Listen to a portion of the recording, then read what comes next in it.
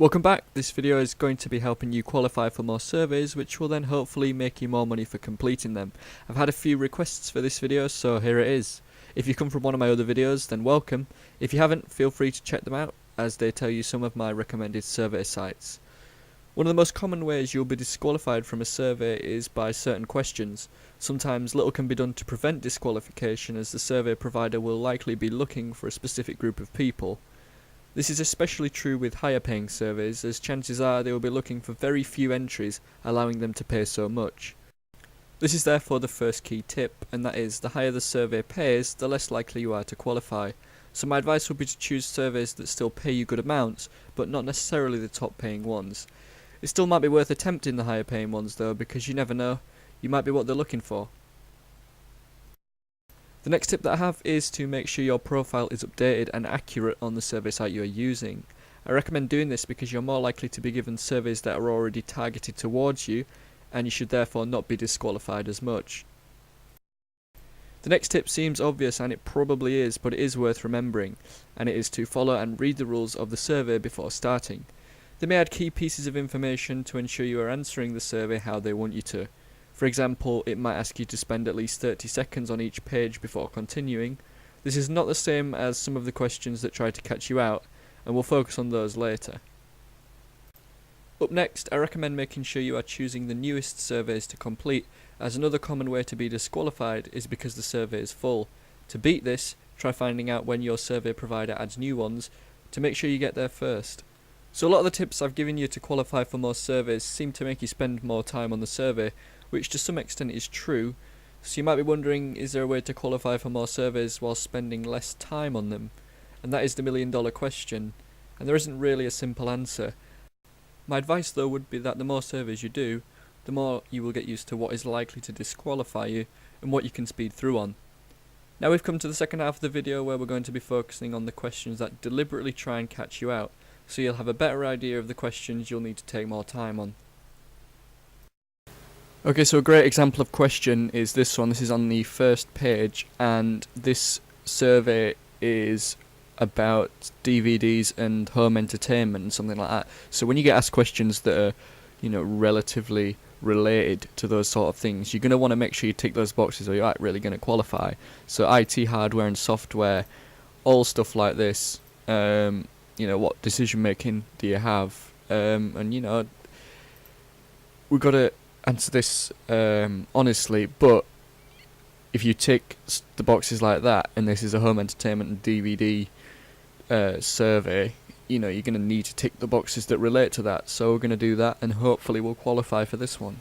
Another common question is what sector you work in, and survey providers and most surveys will ask you this, and they hate people that work in stuff like marketing and journalism, because that's in a way related to surveys, and if you're maybe a competitor or you're somebody that could comment on this survey or find out stuff. I mean, if you're a journalist and you're doing a survey about up and coming technology, putting that on your website is going to bring in a lot of views, and it's going to harm the people that are providing the survey, so they're going to want to stay away from people like that. So you want to answer this honestly, but if you're going to put marketing or journalism or stuff like that, you're probably going to get disqualified pretty much immediately. Okay, so we're starting a new survey here. Before you begin this survey, please answer the question below, and it's best to be honest with questions like this. If you don't want to be specific, it actually doesn't want a specific date, so you're not too bad. You just got to put in a month and a year, and this is just to classify your responses. So it's best to be honest, but if you don't want to be quite completely accurate, then I don't think you have to be. But obviously this is giving me this isn't making me be completely accurate either. Okay, so questions like this are really common. How many hours a week in total do you spend doing each of the following activities? It's probably best to be generous with these, because they're obviously looking for people that do this sort of stuff, so be a bit generous with how many hours you put. You're probably more likely to qualify that way. Okay, so now that we've actually qualified for the survey, we don't really need to worry about some of our answers. They know we're interested in this sort of area, so they're going to be wanting to hear our answers. The only thing to watch out for now is on things like this. We need to look out for questions that are trying to catch you out. So yeah, by all means go through these quickly. You can spam the boxes like that because that's probably the right answer. You know, we want to mix it up a little bit, so we look through these and we see which ones, but we need to look through these individually because there will be occasionally ones that try and catch you out.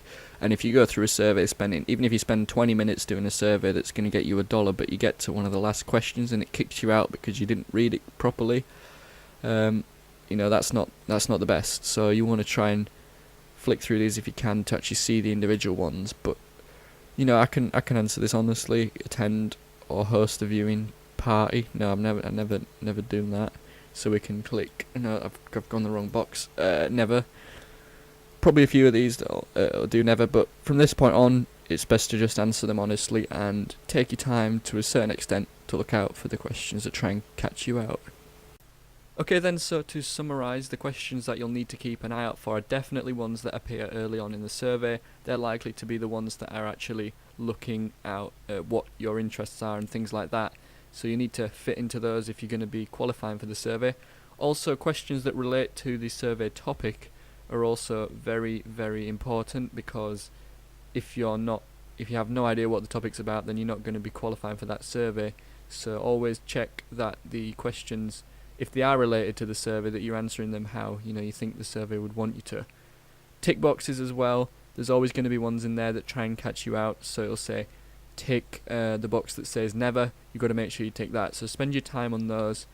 And then finally, if there's any questions that actually ask you for a physical typed answer, be quite thorough on those. There might be a minimum word count that they're looking for, and that'll definitely be a certain area that might try and catch you out in. And so that's all the advice I have. Unfortunately, there's no secret way to qualify for most surveys. I'd love to be able to give you that information, but it just isn't. So hopefully these tips will have helped you. They've certainly helped me to some extent, some more than others, but it's worth trying out some of the tips I've given you. Making sure you keep an eye out for the trick questions. That's definitely the way that you're going to get disqualified mostly. And so that's it. I hope you found this video helpful. If you have, remember to leave a like. If you want, you can share some of your tips in the comments. That would be great. I'll pin some of the best comments and maybe even add some of the advice to the description. So thanks for watching this video, and I'll see you in another one.